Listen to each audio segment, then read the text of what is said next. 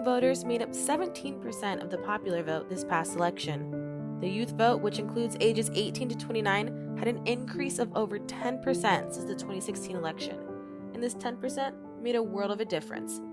The University of South Carolina led its state in student voter registration. So what was it about this election that made such a difference?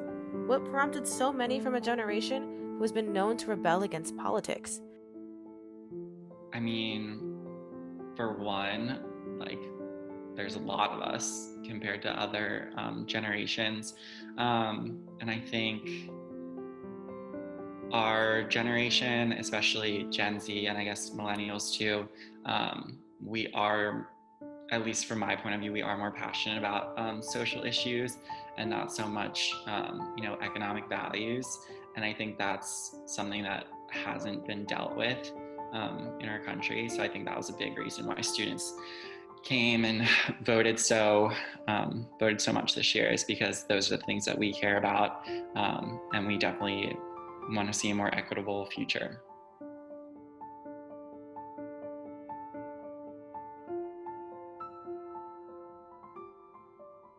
I would say some of the main issues are systematic racism. People in poverty, middle class, lower class. Equality, immigration. I would also say climate change. Studies show the top 4 major reasons driving young voters to the polls was coronavirus, racism, climate change, and the economy and jobs. I'm a minority myself, and everyone around me and my close family and friends are all minorities, and I feel that we are oftentimes treated unfairly due to our environment, and I want to be able to fight for change. Do you think so? Because of the times that we're in, there are certain people certain political figures that have made me want to be more politically involved compared to other times, and I just don't stand with some of the choices, and I'd want to see change. It is no question this year has been plagued by social and civic issues across the board, and to top it all off, a pandemic. In the age of social media, it has made it a whole lot easier for young voters to stay in the know. I think a lot of young voters are seeing this and seeing things on social media that they know aren't right, like morally or in general. And they're seeing that and they feel the need to change that because it does need to be changed.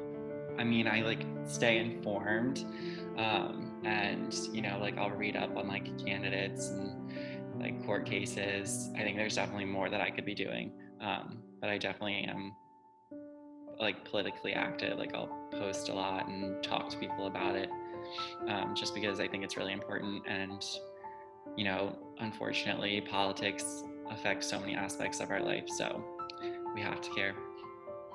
It's taken a while for people to realize what it takes to get things their way, and it all has to do with, aside from your movement, from you participating, at the end it also involves the people that you vote for.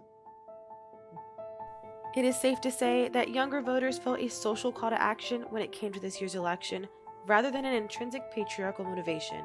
And although the election is over, the anxiety still lingers.